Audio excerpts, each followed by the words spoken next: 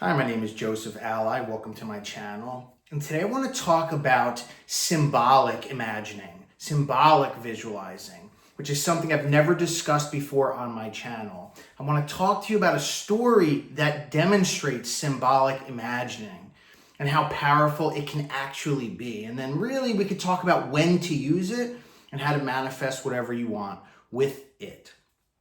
I was reviewing my notes. I'm holding a workshop this Sunday on my subscription-based Patreon, the Discord. And in doing so, I started reflecting on some of the Neville Goddard lectures that were my favorite. And this lecture stood out to me because it's unlike anything else. He has over 300 written lectures, and then a vast amount of recorded lectures. But the written ones are not the recorded ones, right? They're not one and the same. So there's a lot of stuff that really has never been discussed before publicly.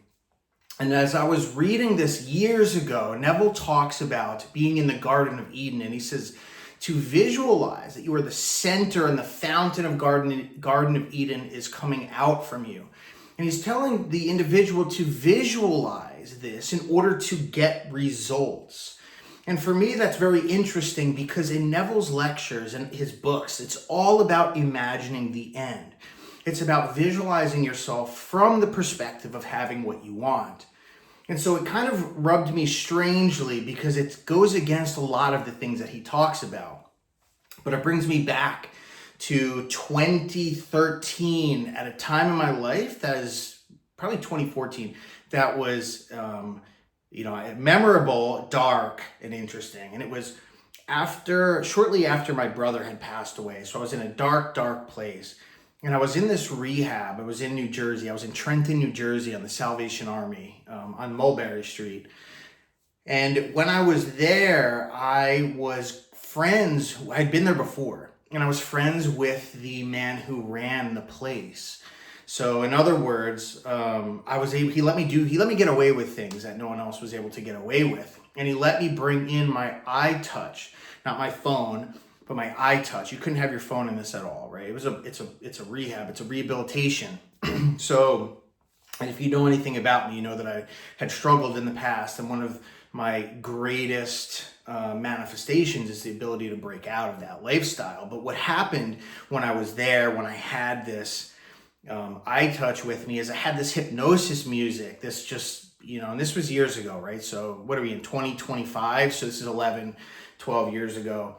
And all I knew is that I wanted to get out of my current situation. I felt extremely trapped. And how many of you can relate to that feeling of being trapped? Now, at this time, I was not an expert in anything at all. I was still just keeping track of manifestations that occurred. But even at that, I wasn't good at what I was doing. I hadn't even at that time heard of Neville Goddard yet. But what I knew that I wanted to do was be free, but I had nowhere to go. I didn't have a place to go. I had burned a lot of bridges prior. I was really stressed out myself, and I was in trouble as well. So what I knew that I had to do was manifest money, or at least that's what I thought in my mind.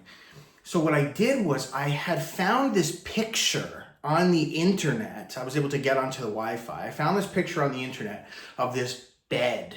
And on this bed, underneath the mattress, was stacks and stacks of cash. $100 bills. Like I'm talking about, it was ridiculous, but I mean, it was definitely for show, the person who made this photo, but it probably had millions and millions of dollars underneath this mattress and underneath the pillow and stuff.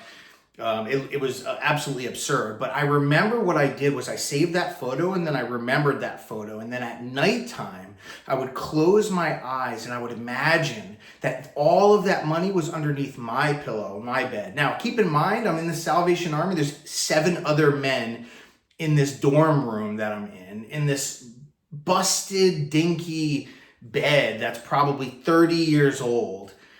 But nevertheless, I would sit there and I would play that music, and luckily that drowned me out from a lot of the nonsense that was happening around me. And I was able to really just visualize the feelings and the experience of having all of that money underneath me at my disposal.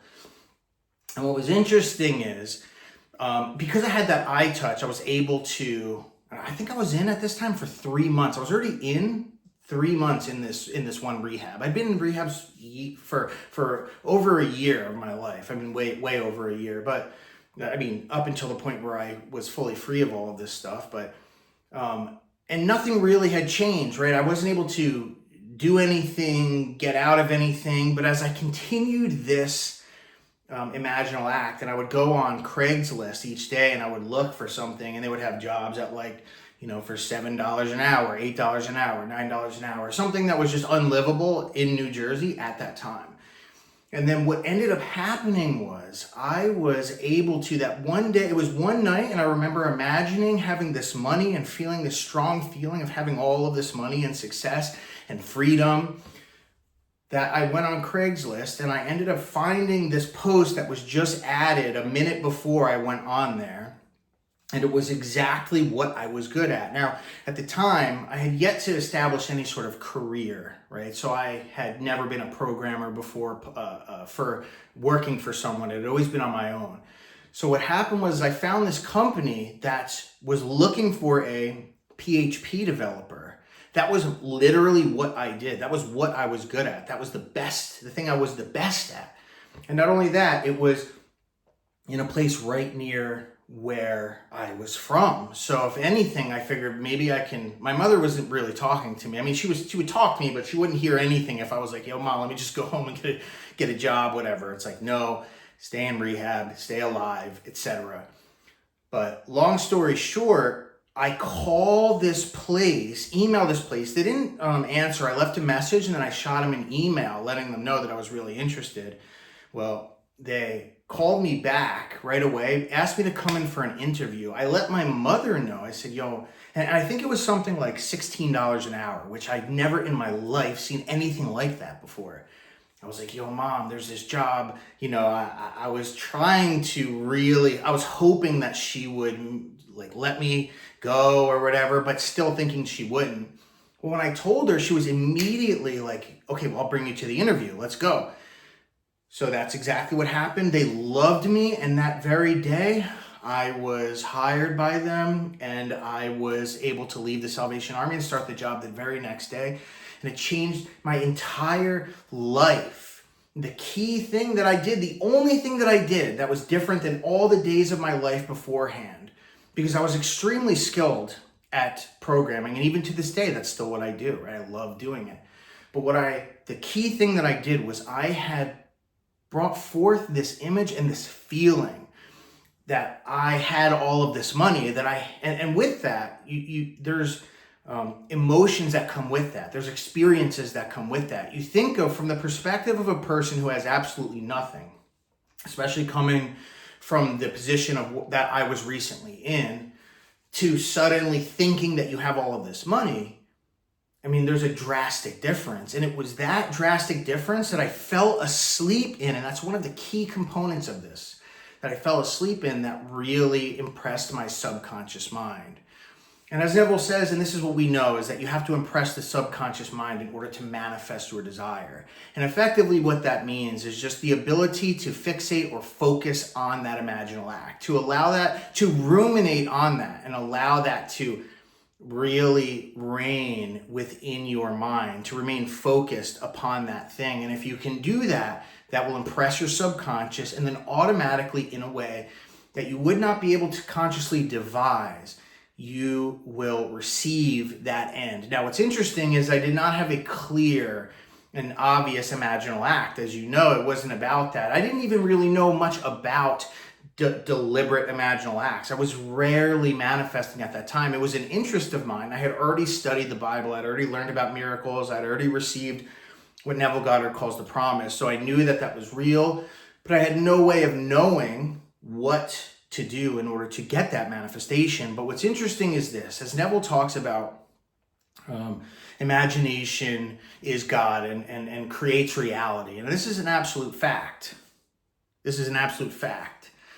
And the point I'm trying to make here is, even though it's said that we have to imagine the end, that we have to visualize a first-person perspective, first-person point of view, experience, realistic experience of having our desires, something that would truly be happening if we had what we wanted. Well, that wasn't necessarily what I did. It was something, I did something similar to that. What I did instead was I had imagined a scenario where I had the feelings of experiencing the reality that I wanted. And that in and of itself still fulfills imagining the end. The way that your mind works, your imagination, right? As Neville says, your imagination is God, but drawn out more or extrapolated more, it's your consciousness that is God. And your consciousness or your imagination is not just visuals. It's not just sensory vividness, right? So I know for myself, I was laying upon a mattress with stacks of hundreds, but really what I was focused on more than anything else was that feeling of that wealth, that feeling of satisfaction. So if you're worried or wondering, can you use symbolic manifestations? If you can present the emotion and the feeling of the wish fulfilled, then you can absolutely manifest whatever you want.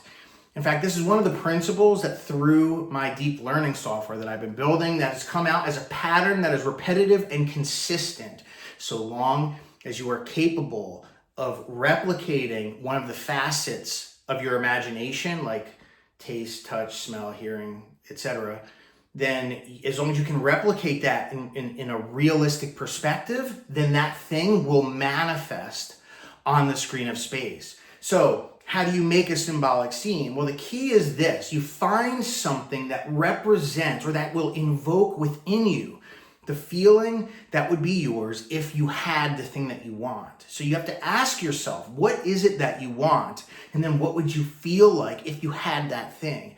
Now, what's interesting about this is it's not going to manifest, if you're focused on the feeling itself and only the emotion, which is similar to what happened with me, you cannot expect that you will receive a replication of the visual aspect of what you're experiencing, right? You will experience the aspect that you're focused on, and that aspect that was focused on was the feeling.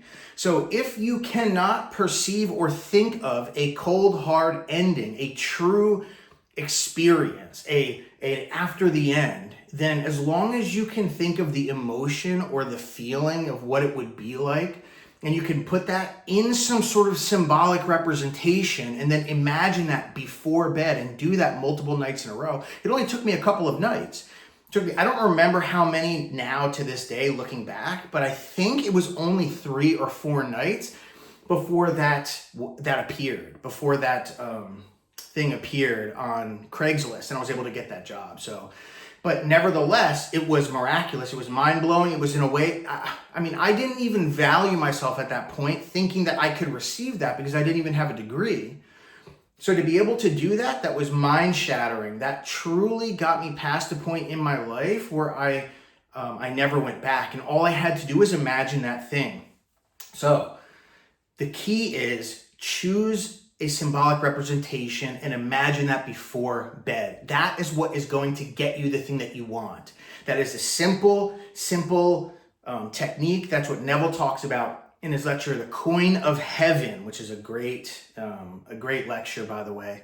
So definitely try that out and definitely let me know how that works out for you. I would love to, because this is something I've never really talked about before, I would love to get your experience when you imagine symbolic representations, because the evidence, I don't have enough of that evidence. I have my own personal experiences, but the majority of people that I interact with are those that are only doing specific imagining after the end. And that's what I would still recommend, but this absolutely works. So thank you for watching this. I hope it was helpful. If it did, hit the like button, hit the subscribe button, hit the bell icon, and I will see you if you're going to be in the workshop on Sunday. Go into the description and the comments and check out the stuff that I have for you, and I'll see you then. Thank you so much.